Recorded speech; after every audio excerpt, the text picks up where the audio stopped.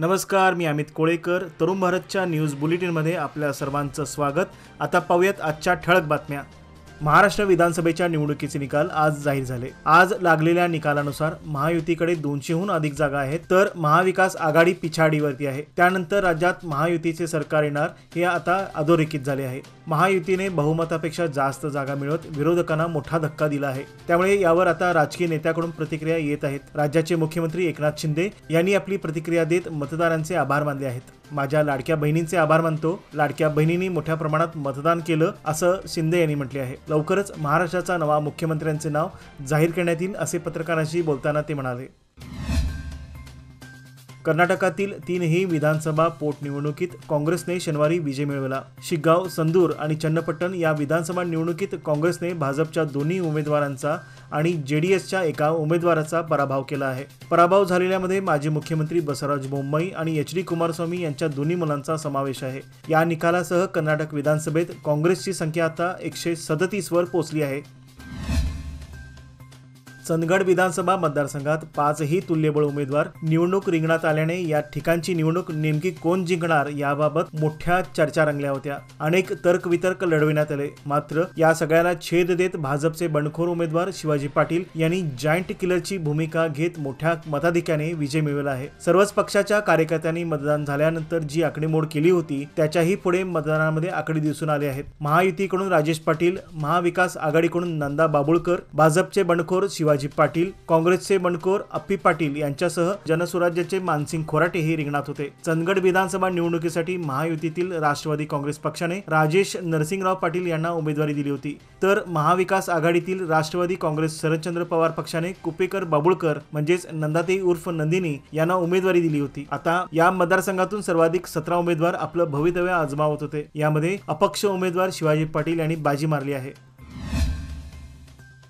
कर्नाटक काँग्रेस सरकार हे विकास व हमी योजनेद्वारे जनतेचे कार्य करत आहे. यासाठी आज राज्यातील 3 पोटनिवडणुकीत काँग्रेस उमेदवार विजयी झाले आहेत. त्यामुळे कर्नाटक राज्यातील काँग्रेस कार्यकर्ते विजयोत्सव साजरा करत आहेत. या निकालानंतर पुन्हा राज्यातील काँग्रेस सरकार मजबूत बनले असल्याचे सार्वजनिक बांधकाम विभागाचे मंत्री सतीश जारकिहोळी यांनी सांगितले. राज्यातील 3 मतदारसंघात काँग्रेस उमेदवारांच्या विजयाच्या पार्श्वभूमीवर शहरातील काँग्रेस कार्यालयात प्रसार माध्यमांशी बोलताना ते बोलत होते. ते पुढे म्हणाले, राज्यातील 3ही पोटनिवडणुकीत मतदारसंघातील विजयासाठी सीएम सिद्धरामय्या, उपमुख्यमंत्री डी.के. शिवकुमार यांच्यासह मंत्री, आमदार आणि कार्यकर्त्यांनी एकजूट होऊन कार्य केलं असून पुढील काळात विकासावर भर दिला जाणार असल्याचे त्यांनी सांगितले.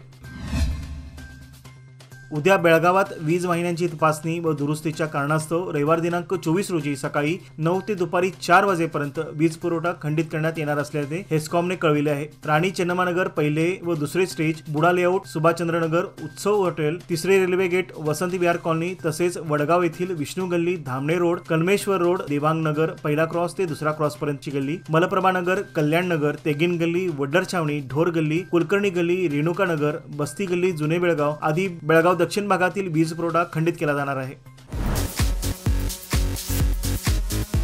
तरुण भारत प्रेझेंट्स घरकुल real estate and construction material exhibition 2024, the 11th edition, organized by Rotary Club of Venugram, Belgaum and Consulting Civil Engineers Association, Belgaum, with diamond sponsorship Priya Shakti Steels. Yes, it's a golden opportunity. Join this mega event and reach thousands of people in Belgaum and its surrounding areas for greater public relations, exposure and impact.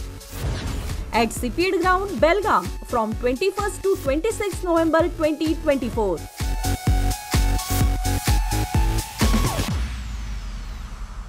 सादर आहे लोकमान्य दुर्गा शक्ती योजना, जी देते तुमच्या गुंतवणुकीवर 10.25% परतावा, तेही फक्त 18 महिन्यांमध्ये. सोबत 1 लाखापर्यंत व्यक्तिगत अपघाती विमा विनामूल्य उपलब्ध. अधिक माहितीसाठी आजच कॉल करा 1800-212-4050. फक्त सभासदांकरिता. अटी लागू. लोकमान्य, जिथं पैसा वाढतो आणि नातं वृद्धिंगत होतं.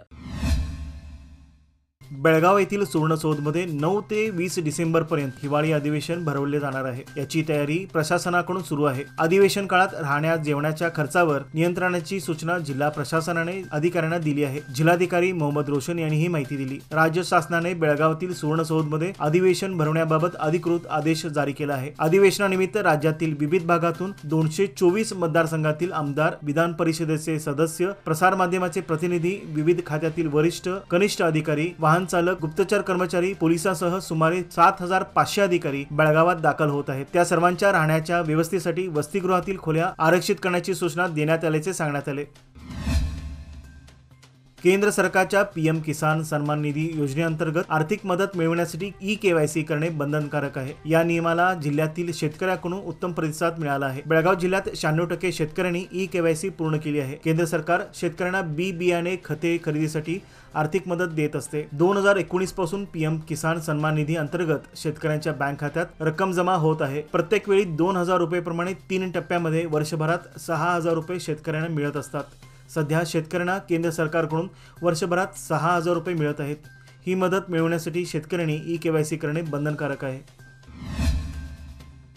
जिल्ह्यातील काही साखर कारखान्यांची धुरांडी पेटली आहे। गतगळीत हंगामात FRP प्रमाणे दर देण्याचा नियम एकाही कारखान्याने न पाळल्याने शेतकरी अडचणीत आले होते। यंदा काही कारखान्यांनी प्रति टन दर जाहीर केला असला तरी तो नियमाप्रमाणे 14 दिवसात मिळणार का याकडे ऊस उत्पादकांचे लक्ष लागून राहिले आहे। कारखाने सुरू होऊन 13 दिवस झाले असून ऊस तोडणी झालेल्या शेतकऱ्यांना पहिली उचल कधी मिळणार याची उत्सुकता असून ऊस उत्पादक व साखर कारखानदार यांच्यात ऊस दरावरून अनेक वर्षापासून संघर्ष सुरू आहे। हा संघर्ष टाळण्यासाठी कर्नाटक सरकारने कर्नाटक साखर नियंत्रण मंडळाची स्थापना करूनही आता 10 वर्षे उलटली आहेत। ऊस दर ठरवण्याची जबाबदारी शासनाची नाही, त्यामुळे यंदा वाढीव दर मिळण्याच्या आशेवरही पाणी फेरणार का याकडे साऱ्यांचे लक्ष लागून राहिले आहे।